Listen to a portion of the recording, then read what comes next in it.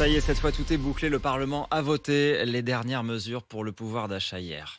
Le premier grand chantier du nouveau quinquennat d'Emmanuel Macron est terminé. Un paquet de mesures à 65 milliards d'euros pour faire face à l'inflation galopante. Je vais vous en citer quelques-unes. La poursuite du bouclier tarifaire sur l'énergie, la remise carburant, la revalorisation des minima sociaux. Tout ça a été validé dans une assemblée sans majorité absolue.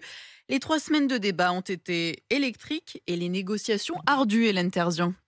Les parlementaires de la majorité présidentielle sont réalistes. Oui, le texte est adopté. Oui, des compromis ont été trouvés. Mais Xavier Iacovelli, sénateur Renaissance, reconnaît que c'est au prix de très longues discussions. C'est vrai qu'on aurait aimé que tout soit réglé au 14 juillet pour que rapidement nous puissions faire la promulgation de cette loi. Maintenant, ça ne me fait pas peur d'être obligé de négocier texte par texte. Des négociations qui ont surtout penché à droite. Rachat des RTT, ristourne sur le prix du carburant sont des mesures obtenues par le groupe LR. Preuve pour le député Pierre-Henri Dumont que son parti est faiseur de roi. On a une opposition qui obtient des choses, parfois au forceps, parfois contre l'avis du gouvernement, qui est obligé ensuite de se plier à ce qu'on leur a imposé. Attitude plus efficace selon lui que celle des extrêmes. Ils ont servi à quoi les députés RN et les députés LFI, à part claquer leur pupitre et crier? Pas de victoire sur le fond, mais selon Bruno Cotresse, chercheur à Sciences Po, les députés de la NUPES ont réussi à imprimer leur vision. La NUP est arrivée un peu à imposer dans l'opinion publique sa problématique, la rémunération du travail, et il faut toucher à l'échelle des salaires. Une session mouvementée avant d'attaquer les sujets brûlants de la rentrée,